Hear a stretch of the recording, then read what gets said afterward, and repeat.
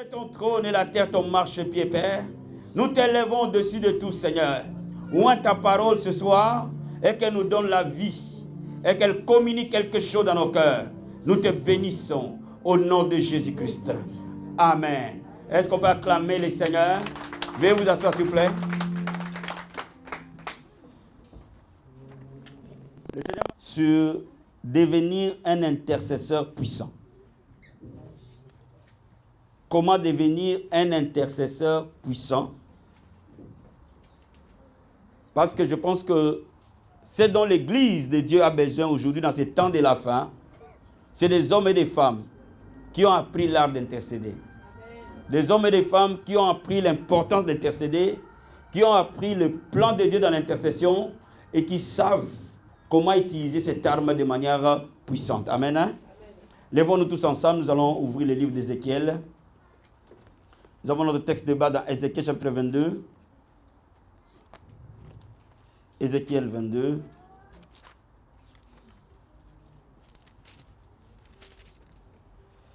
Je vais lire le verset 30.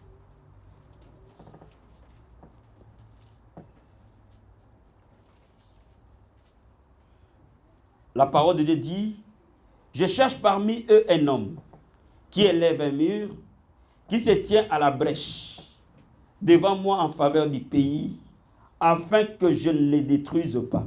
Mais je n'en trouve point. » Dieu cherche un homme qui se tient à la brèche, afin qu'il sauve le pays. Mais Dieu ne trouve pas cet homme, ne trouve pas cette femme. Amen. Hein? Regardons Matthieu chapitre 18. Matthieu chapitre 18. Si quelqu'un a trouvé verset 18 à 20. Matthieu 18. Verset 18 à 20. Nous lisons la parole de Dieu. Je vous le dis en vérité, tout ce que vous lierez sur la terre sera lié dans le ciel. Et tout ce que vous délierez sur la terre sera délié dans le ciel. Je vous dis encore que si deux d'entre vous s'accordent sur la terre pour demander une chose quelconque, elle leur sera accordée par mon Père qui est dans les cieux. Amen. Hein? On va lire aussi Ésaïe chapitre 62, versets 6 et 7.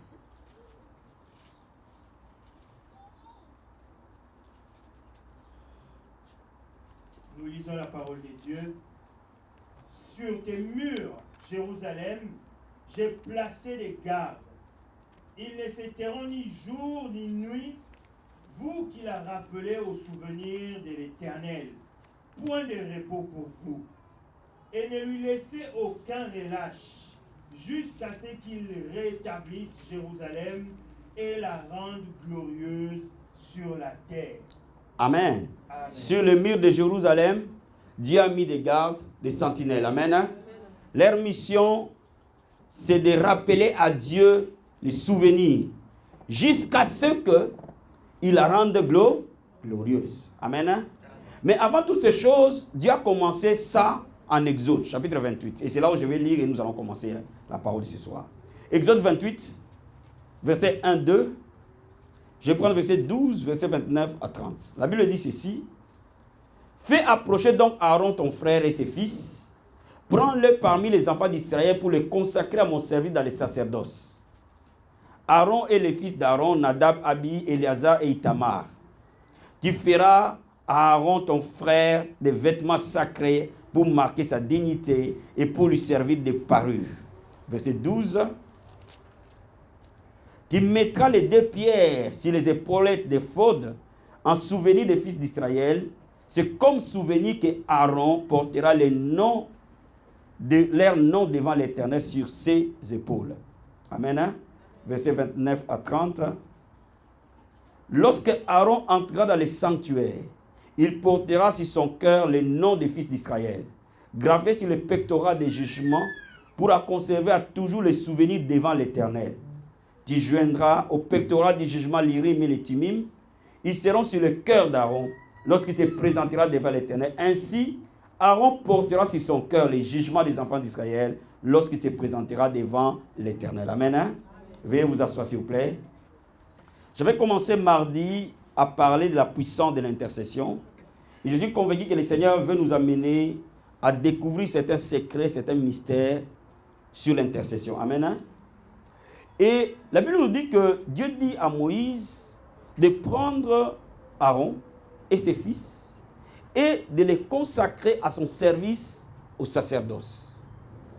Qu'est-ce que signifie le sacerdoce? Le sacerdoce veut dire agir en médiateur entre l'homme et Dieu. Celui qui est appelé en sacerdoce, il est en quelque sorte un médiateur entre Dieu et l'homme. Il est aussi celui qui administre les choses sacrées. Il administre les choses consacrées, les choses saintes. Un sacrificateur est celui que Dieu met à part, afin qu'il serve de médiateur entre lui et l'homme.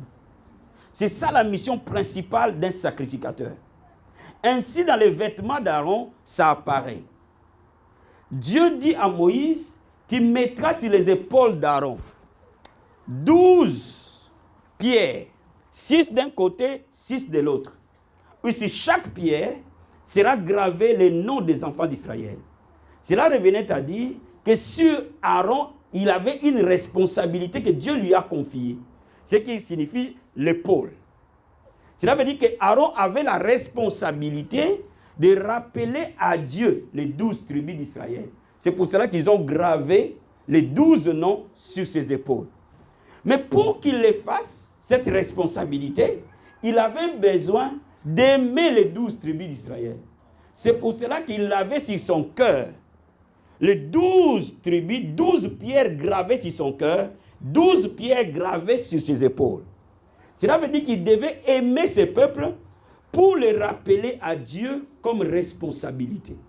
Et c'est de là où est partie la notion de sacrificateur dans l'Ancienne Alliance. Parce qu'on ne peut pas comprendre le rôle d'un intercesseur aujourd'hui si on ne comprend pas le rôle d'un sacrificateur. En réalité, un intercesseur n'est rien d'autre qu'un sacrificateur de la Nouvelle Alliance. Dis-moi amen. Alléluia. Alléluia. Mais avant qu'on comprenne ça, on va cheminer un peu dans la parole de Dieu. Donc Dieu dit à Aaron et à ses enfants, votre mission, c'est que vous intercédiez pour ce peuple, afin que je ne les détruise pas, afin que je ne les juge pas. Regardez, quand Dieu devait détruire Sodome et Gomorrhe, Abraham a intercédé pour son neveu Lot. Et Lot a été sauvé et ses enfants. Il n'a pas été sauvé à cause de Lot, mais il a été sauvé à cause de l'intercession d'Abraham. Donc, la prière d'une autre personne peut sauver des vies. La prière d'une autre personne peut changer le parcours d'une famille. La prière d'une personne peut changer le parcours d'une église. La prière d'une personne peut changer le parcours d'une nation. La prière d'une personne peut changer l'atmosphère, tant spirituelle que l'atmosphère humaine. Amen.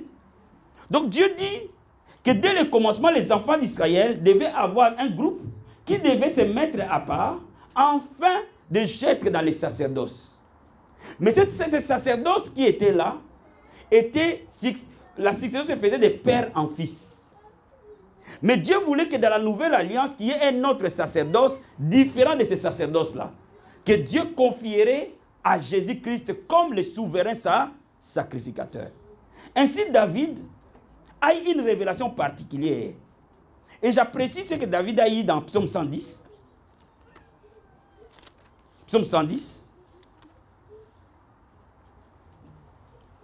Je vais lire versets 1, 2 et verset 4. La Bible dit ceci. La parole de l'Éternel à mon Seigneur. Ici David qui parle. Assieds-toi à ma droite jusqu'à ce que je fasse de tes ennemis ton marchepied. Éternel étendra de Sion le spectre de sa puissance. Domine au milieu de tes ennemis. Verset 4. L'Éternel agirait et il s'en repentira point. Tu es sacrificateur pour toujours, à la manière de Melchisedec. Amen. David était un homme au loin. Un roi d'Israël. Ici, il parle en tant que prophète. Il parle du temps messianique. Il parle de l'œuvre de la croix. Il dit, Dieu dit à son Seigneur, sois à ma droite, jusqu'à ce que je fasse de tes ennemis ton marche-pied. Alléluia. Il est temps que l'Église occupe cette position où les ennemis du royaume sont notre marche-pied. Mais il est temps pour qu'il les fasse. Il les fait d'abord sacrificateur. Parce que pour que Dieu domine sur la terre, il faut qu'il y ait des hommes et des femmes qui présentent des sacrifices. C'est pour cela que le Seigneur Jésus montrait cette dimension dans Matthieu chapitre 6 quand il dit que ton règne vienne, que ta volonté se fasse sur la terre comme au ciel. Cela veut dire que le règne de Dieu n'est pas automatique sur la terre. Cela veut dire que la volonté de Dieu peut être au ciel mais pas sur la terre. Dieu peut te décider de te bénir au ciel, mais sur la terre tu n'es pas béni. Dieu peut te donner le mariage au ciel, mais sur la terre tu ne l'as pas.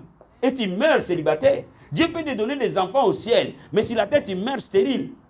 Et c'est pour ça que Jésus-Christ dit que ton règne vienne et que ta volonté se fasse. Pour que la volonté de Dieu s'opère, Dieu voulait qu'il y ait un sacrificateur. Et ce sacrificateur d'abord, c'était Jésus-Christ. C'est lui le souverain sacrificateur selon l'ordre de Melchisedec. Pourquoi l'ordre de Melchisedec? Parce que Jésus n'était pas de la tribu de Lévi. Donc Jésus n'était pas éligible comme sacrificateur.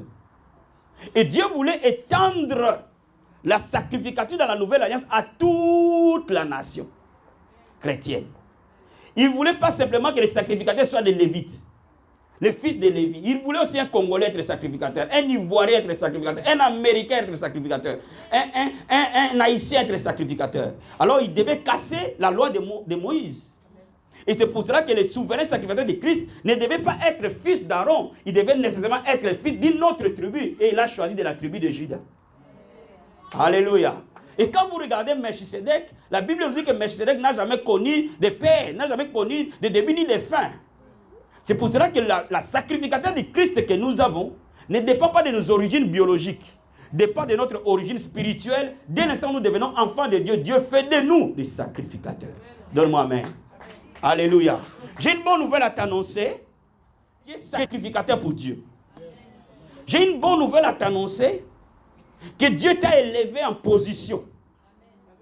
Parce que Dieu a élevé Aaron en position. Il a séparé de ses frères et il l'a habillé différemment de ses frères. Parce qu'il était élevé en dignité. Tout chrétien est élevé en dignité dans le ministère de la sacrificature. Alléluia. Beaucoup de chrétiens ne connaissent pas la puissance de Dieu. Beaucoup d'églises ne vivent pas la gloire de Dieu. Pourquoi? Parce que ce ministère aujourd'hui est totalement négligé. Totalement ignoré. Pourquoi totalement ignoré? Parce qu'il y a beaucoup de gens qui prêchent, mais très peu pris. Il y a beaucoup de gens qui chantent, mais très peu pris. Mais Dieu a dit que ma maison sera une maison de prière et non une maison de louange. Dieu a dit ma maison sera une maison de prière et non une maison de prédication. Et c'est pour te dire que la prière, c'est la force qui amène le plan de Dieu sur la terre. Tant que les hommes et les femmes ne prient pas puissamment, rien ne se produit sur la terre. C'est pour ça que je vais te dire quelque chose. Dans Matthieu chapitre 18, nous avons vu que Dieu dit ceci. Et Jésus-Christ le souligne très très bien notre Seigneur. Et je veux qu'on revienne un tout petit peu sur ça pour que nous comprenions le sens. Il dit ceci. Je vous dis en vérité, tout ce que vous lierez sur la terre sera lié dans les cieux. Et tout ce que vous délierez sur la terre sera délié dans les cieux. Il n'a pas dit tout ce que vous lierez sur la terre sera lié dans les cieux. Il a dit dans les cieux. Il y a une grande différence entre les cieux et les ciels. Les cieux, c'est là où le règne de Dieu s'établit. Les prières n'influencent jamais Dieu. Parce que les prières ne peuvent jamais changer Dieu. La Bible dit qu'il est le même hier, aujourd'hui, éternellement. Dieu n'a jamais changé, frère. Mais les prières changent les dispositions du monde des ténèbres. C'est pour ça que la Bible dit ce que nous lierons sur la terre, dans les ciels sera lié. Cela veut dire quoi? Toi et moi, Dieu nous a donné le pouvoir de lier tous les plans que le diable a contre nous. Tout ce que le diable planifie contre toi, ce n'est pas Dieu qui les lie, c'est toi qui dois les lier. Tout ce que le diable planifie contre ta famille, ce n'est pas Dieu qui va les lier, c'est toi qui dois les lier. Tout ce que le diable planifie contre son église, c'est l'église qui doit les lier. Pas Dieu. De délier quoi? De délier tous les plans de Dieu que le diable veut bloquer. Donne-moi amen. Donne-moi amen bien. Il y a des plans que Dieu a prévus pour toi et pour moi. Mais que le diable peut le mettre stop. Je t'amène dans Daniel. Quand Daniel, pendant 21 jours, il prie, le miracle est déjà arrivé. Mais l'ange de Perse bloque Michael, bloque Gabriel pour qu'il vienne lui donner la révélation. Il fallait que Daniel continue à prier jusqu'à ce que notre ange vienne du trône et pour débloquer son miracle. Mais il y a des gens qui prient que Dieu déjà a répondu dès le premier jour où tu as prié. Mais ça fait 5 ans que tu n'as pas vu la matérialité de la chose. Pourquoi? Parce que derrière cette promesse, il n'y a pas assez de prières. Oh, donne-moi amen bien. Donne-moi amen bien, s'il te plaît. Tu me saisis ce soir. Tu me saisis ce soir. Bien, je vais te dire quelque chose. Derrière une parole prophétique, doit nécessairement s'accompagner une pluie de prière. Quand Élie a prophétisé à Akab que la pluie va en train de tomber, Élie ne s'est pas arrêté à prophétiser. Il est allé au mont Carmel pour intercéder. Cela veut dire que quand Dieu parle, parce que Dieu a parlé, le diable va chercher à s'élever. Et c'est le rôle maintenant de l'Église de se mettre en prière pour que la parole de Dieu prenne corps. Si l'Église ne prie pas, le règne de Dieu ne s'établit pas. Si l'Église ne prie pas, les miracles ne se produisent pas. Si l'Église ne prie pas, les délivrances ne se produisent pas. Si l'Église ne prie pas, les âmes ne sont jamais sauvées. Si l'Église ne prie pas, les mariages ne sont jamais restaurés. Si l'Église ne prie pas, les gens ne sont jamais bénis. Si l'Église ne prie pas, les gens ne sont jamais heureux. Si l'Église ne prie pas, tout le monde tombe en dépression sans s'en rendre compte. Donne-moi amen bien. Alléluia. Alléluia.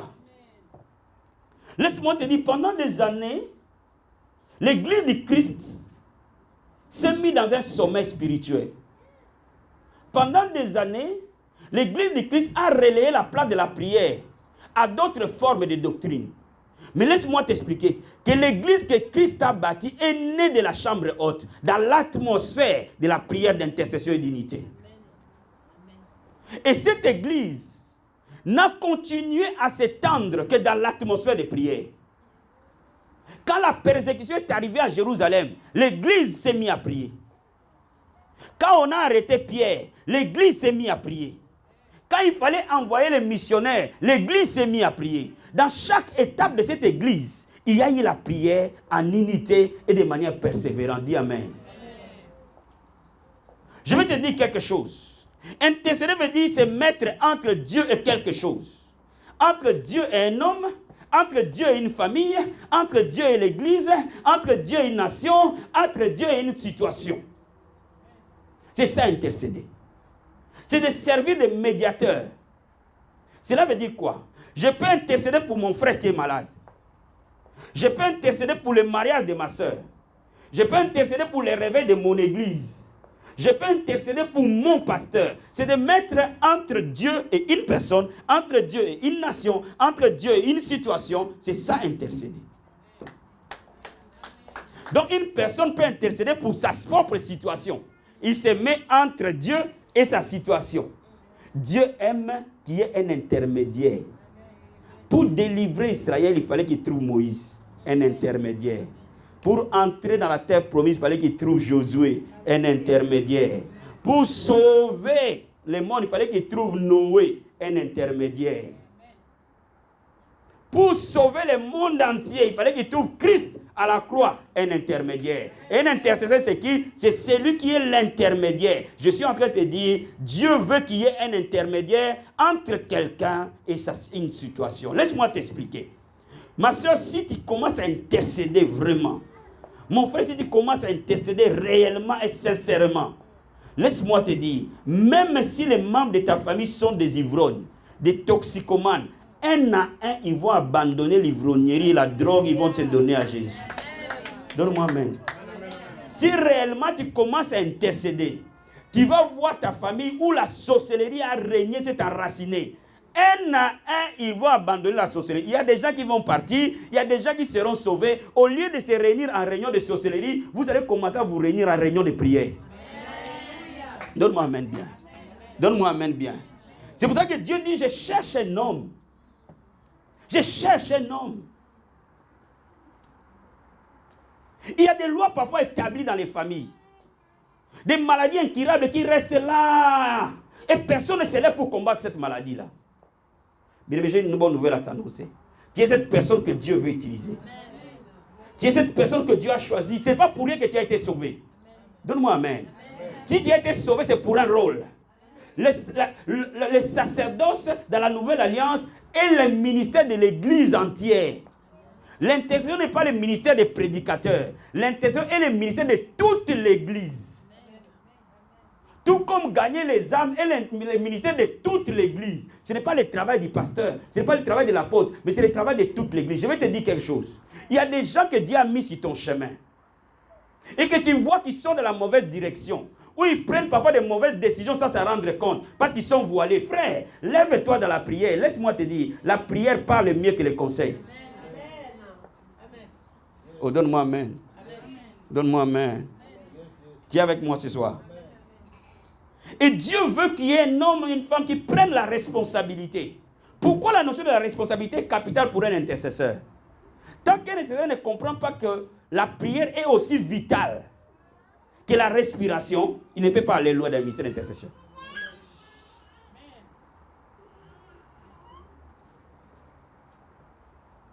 Jésus-Christ dit, je vous dis, si deux d'entre vous s'accordent sur la terre pour demander une chose quelconque, elle leur sera accordée. Si simplement deux d'entre nous s'unissent de cœur, demande, il leur sera accordé. Laisse-moi te dire, pourquoi le ministère d'intercession, la prière d'intercession est la plus puissante? Parce que la prière d'intercession dépasse la foi. Quand nous commençons à intercéder, ce n'est plus notre foi qui joue, c'est notre unité de cœur qui joue. Voilà pourquoi un intercesseur doit être une personne qui aime. Si tu n'aimes pas, tu ne peux pas être un intercesseur. Laisse-moi t'expliquer, j'ai compris une chose. Si tu veux vraiment aimer les gens, commence à prier pour les gens qui te persécutent. Dis-moi amen. Dis-moi amen. Parce que si tu pries pour quelqu'un qui te persécute, tu ne peux jamais les haïr. Vous avez jamais remarqué ça? Quand nous prions pour les gens qui nous font du mal, vous ne pouvez jamais les haïr. Et quand vous ne pouvez jamais haïr quelqu'un, vous devenez un instrument du royaume de Dieu. Je suis en train de te dire quelque chose ce matin. La prière d'intercession va dépasser là où ta foi a échoué. Si nous voulons que les gens se marient et que se marient dans le Seigneur, nous devons prier, frère. Si nous voulons le couple être unis, nous devons prier, frère. Si nous voulons cette nation se tourner à Jésus, nous devons prier, frère. Si nous voulons que les conversions véritables se produisent, nous devons prier, frère. Sans l'intercession, nous ne pouvons rien accomplir de durable. Et c'est pour cela que le Seigneur a mis en place l'intercession. La Bible dit, priez les uns pour les autres afin que vous soyez guéris. La prière fervente du juste a une grande efficacité. Cela veut dire que quand un juste intercède, les guérisons s'opèrent. Mais la guérison n'est pas simplement la guérison du corps. Ton mariage peut être guéri, tes finances peuvent être guéries, ton ministère peut être guéri, la vie de tes enfants peut être guérie, les études peuvent être guéries, les progrès peuvent être guéris. Je vais dire à quelqu'un, maman, si tu te lèves dans la prière, regarde l'avenir de tes enfants, c'est tracé. Je vais te dire quelque chose. Tu dois être la personne qui marque l'histoire, qui marque un temps. Ce qui marque le temps, le marque non pas par la force humaine, mais le marque par la force des genoux. Si tu veux influencer favorablement ton environnement, tu dois être une personne qui intercède. Plus tu intercèdes, plus Dieu va te servir de toi parce que Dieu aime l'intercession. Mais avant que j'aille plus loin pour les aspects pratiques de l'intercession, je te dis quelque chose. Là où l'unité est, Dieu est présent. Parce que Dieu est présent, les miracles nécessairement se produisent. Je suis en train de te dire, parfois les choses que tu as attendues pendant longtemps, mets-toi en accord avec ton mari. Et mettez-vous à genoux ensemble et priez. Vous allez voir ce que Dieu va faire dans votre vie. Il y a des choses qui se sont bloquées dans nos vies en tant que famille spirituelle. Venons ensemble et intercédons pour cela. Nous allons voir Dieu débloquer les choses. Ce soir, j'ai envie que nous intercédons pour les cas qui nous ont dérangés pendant des années dans la vie abondante. Et je veux que toi et moi, nous nous levions, nous prions pour cela.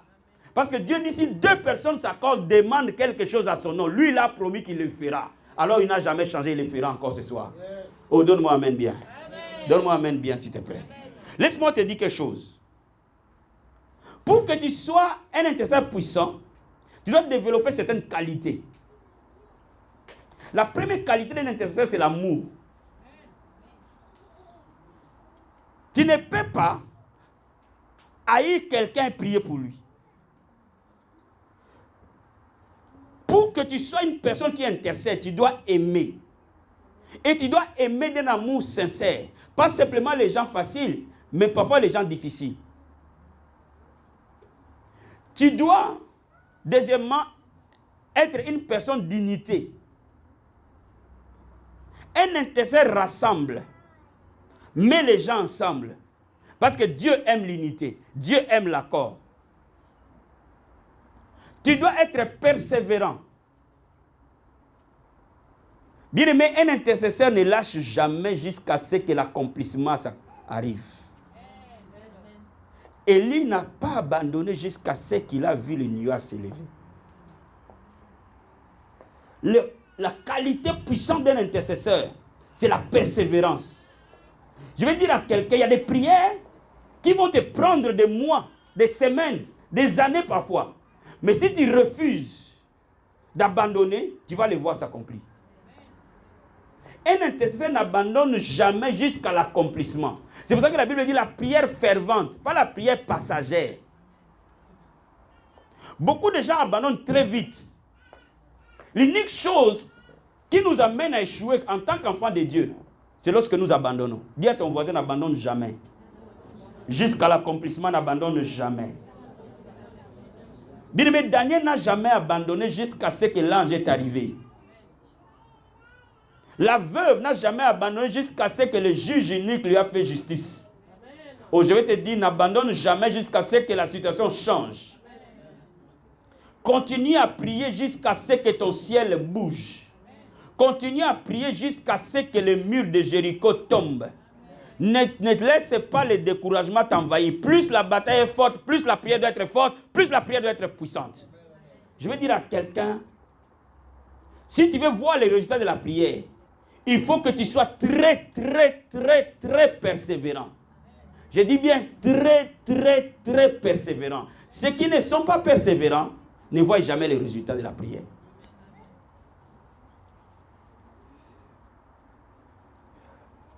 Un intercesseur doit être une personne de compassion. Pourquoi il est important d'être une personne de compassion? Parce que quand tu vas commencer à prier pour quelqu'un, au début de cela, cette personne va devenir plus mauvaise qu'avant. Qui comprend ce que j'ai dit? Qui comprend ce que j'ai dit? J'ai dit, quand tu vas te décider de commencer à prier pour quelqu'un, tu vas voir au début de ta prière, dans les premiers moments de ta prière, la situation va aller à l'envers. Tout ce que vous commencez à prier pour, le diable l'attaque plus fortement. Pourquoi? Parce qu'il veut te décourager. Et si tu n'es pas une personne de compassion, tu vas trop regarder au comportement. Et ça va te décourager de prier. Ne regarde pas au comportement, crois que Dieu est capable de tout changer. Dès l'instant où tu te mets à prier, Dieu est capable de tout changer. Quand tu vas commencer à intercéder pour les gens, parfois ils vont commencer à t'accuser. Parfois ils vont commencer à chercher à te faire du mal. Je suis en train de te dire quelque chose. Ne regarde pas la réaction des gens. Regarde-les avec amour et avec compassion. Pourquoi? Parce qu'ils sont ignorants du monde spirituel. Si tu n'as pas la compassion, tu ne peux pas être un intercesseur. Parce que l'intercession n'aime pas les jugements. Plus tu vas juger quelqu'un, moins tu vas intercéder pour la personne. Un intercesseur est un homme de secret. Quand tu vas commencer à intercéder, tu vas entrer dans les lieux secrets de Dieu. Il suffit de commencer à intercéder pour une personne. Il y a des choses parfois que la personne ne t'aura pas dit, mais Dieu va te les dire. Dis-moi amen. Dis-moi amen. Quand tu vas commencer à intercéder pour cette personne, les secrets de sa vie te seront révélés. Ou même, Dieu peut faire en sorte que l'information vienne vers toi sans que tu les cherches. Mais il faut que tu comprennes. Il te donne cette information pour que tu pries et non pour que tu les divulgues. Oh, donne-moi amen. Donne-moi amen. Bien. Quelqu'un me donner amen bien. Quelqu'un me donner amen bien. Bien, mais je vais te dire quelque chose. Quand tu vas commencer à intercéder, parfois Dieu va te montrer un sorcier. Tu ne pouvais jamais imaginer que c'était un sorcier. Et il a des cornes.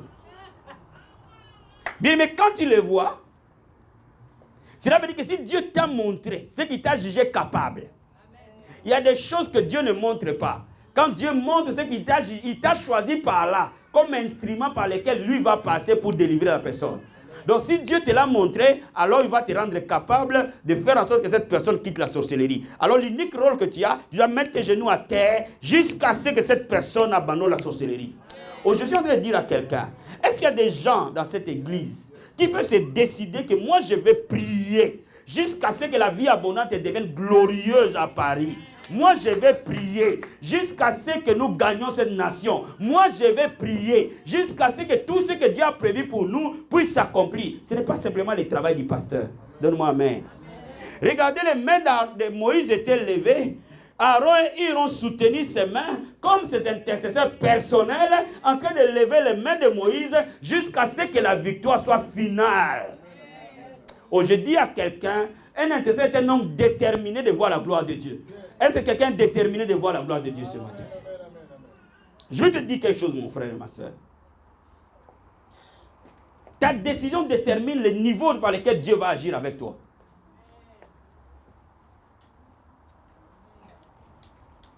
Un intercesseur est un homme ou une femme de foi. Il n'abandonne rien jusqu'à ce qu'il ait vu l'accomplissement des promesses du Seigneur. Il n'abandonne rien jusqu'à ce que toutes les promesses de Dieu deviennent réalité.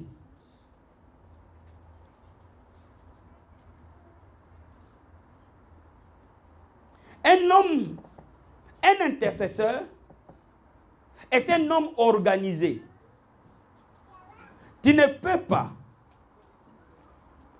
être un intercesseur sans une bonne organisation. J'ai remarqué une chose.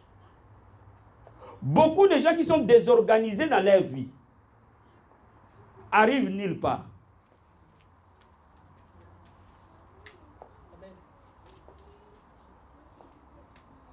Dieu m'a appris une chose. Nous mangeons souvent. Non pas parce que nous avons faim, mais parce que c'est l'heure d'aller manger. Nous dormons généralement. Non pas parce que nous avons sommeil, mais parce que c'est le temps d'aller dormir. Nous allons au travail à 7h ou 8h, non pas parce que nous sommes vraiment heureux d'être au travail, mais c'est parce que c'est l'heure d'être au travail. Qui me comprend? Qui sait ce que je dis? Qui comprend ce que je dis? Beaucoup de choses que tu fais, ce n'est pas parce que tu as envie de les faire, mais parce que c'est l'heure de le faire. La prière aussi est comme ça. Tu ne vas pas prier toujours parce que tu as envie de prier, mais tu vas prier parce que c'est l'heure d'aller prier. Oh my God, quelqu'un m'a compris? Quelqu'un m'a compris? Si tu ne mets pas le temps en place pour prier, tu ne peux pas prier. Beaucoup de gens pensent que la prière, je vais prier quand j'ai envie d'aller prier. Les jours où tu auras envie, ce sera très peu. Mais d'autres jours, tu n'auras pas envie. L'envie viendra quand tu te mettras à genoux en train de prier. Beaucoup de fois, j'ai bien prié tout en n'ayant pas envie de prier. Mais pas c'est l'heure d'aller prier, donc je suis allé prier. En priant, l'Esprit de Dieu est venu à mon secours. Je vais te dire quelque chose ce matin. Et le Saint-Esprit est allé plus loin, il m'a dit, chaque fois que tu manges, accompagne-le par la prière. Comme tu n'oublies jamais de manger. Comme ton corps, tu les nourris, ton esprit aussi, tu as besoin de les nourrir. Donc, après avoir mangé, arrange-toi pour aller prier. Donne-moi amen. Ah, qui comprend la révélation? Qui a déjà oublié de prier pendant 3 jours? Oh non, oublié de manger pendant 3 jours. Oh non, j'ai mangé lundi et on est arrivé jeudi. Ah, j'ai oublié de manger mardi, mercredi. Oh mon Dieu, on arrive jeudi soir. Mais beaucoup de gens peuvent oublier de prier depuis lundi jusqu'à mardi la semaine prochaine. Hey, c'est le jour de la prière.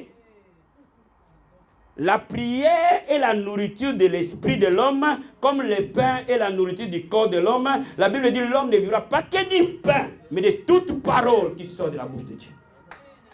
Comme je nourris mon corps, de la même manière, je dois nourrir mon esprit par la parole et par la prière. Donc cela veut dire que la meilleure façon de faire, que toutes les fois que tu finis de manger, de nourrir ton corps, pense à nourrir ton esprit. Donne-moi amen bien.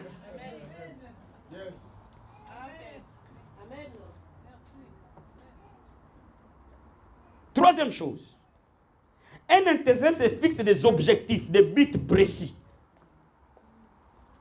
à atteindre dans le temps. Capra Santa Mandobo Shekeba. Karobo Sataya Baset.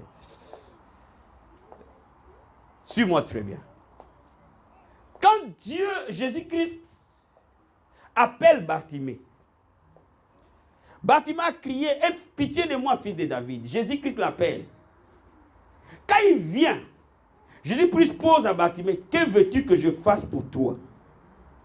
Bartimée était mendiant. Il pouvait dire, donne-moi quelques pièces. Parle au roi pour qu'on me donne une carte d'invalidité. Une carte d'invalidité si ça existait à l'époque. Bartimée avait plusieurs possibilités. Mais Bartimée savait ce qu'il voulait à ce temps-là. Il dit que je recouvre la vue. Mais je suis en train de te dire quelque chose. Tu ne peux pas être un intercesseur si tu n'as pas un petit cahier de prière.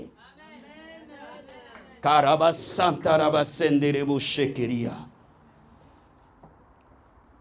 où tu dois définir les objectifs que tu veux atteindre en 2018.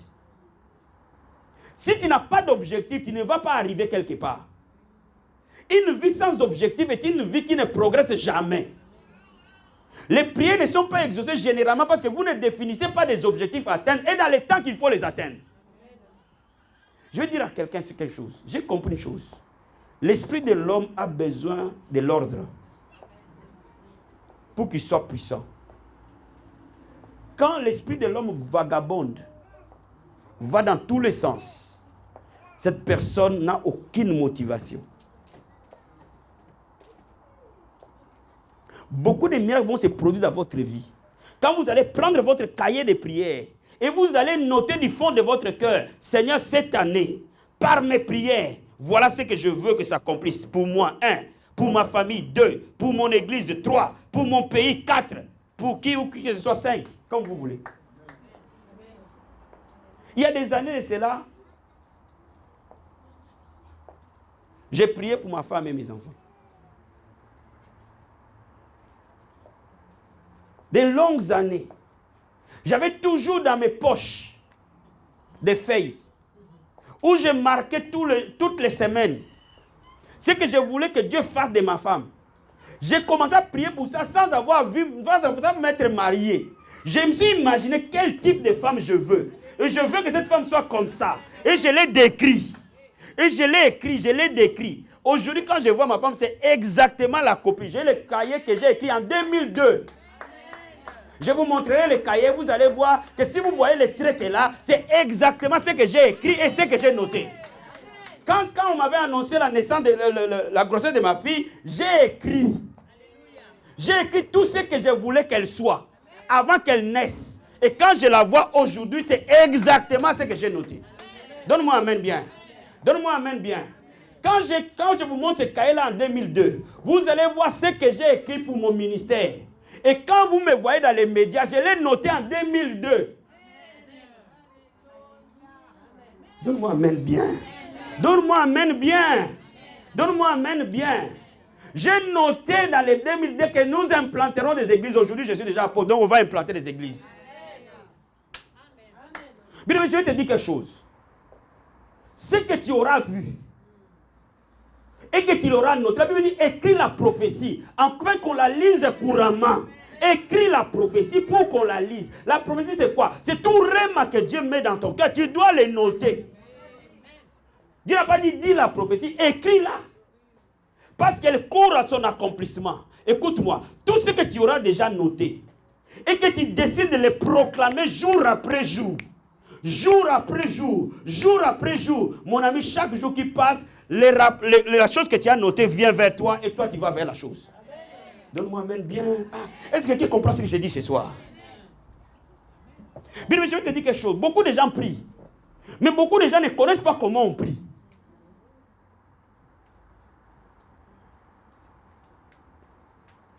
Quand moi je commence le dimanche soir, je vois déjà l'autre dimanche. Je commence à prier comment le culte sera, le nombre que nous serons, quel nombre nous voulons, jusqu'à ce que je le vois, en tout cas à 80% près de ce que j'ai commencé à dire.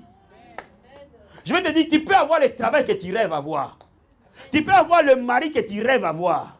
Tu peux avoir la femme que tu rêves avoir. Aucune barrière n'est sur la terre lorsque les gens savent prier. Donne-moi un amen bien. Tu peux me donner un amen. Tu peux me donner un amen. Est-ce qu'on peut aller plus loin dans les choses profondes ce soir? Vous me saisissez? Est-ce que vous me saisissez?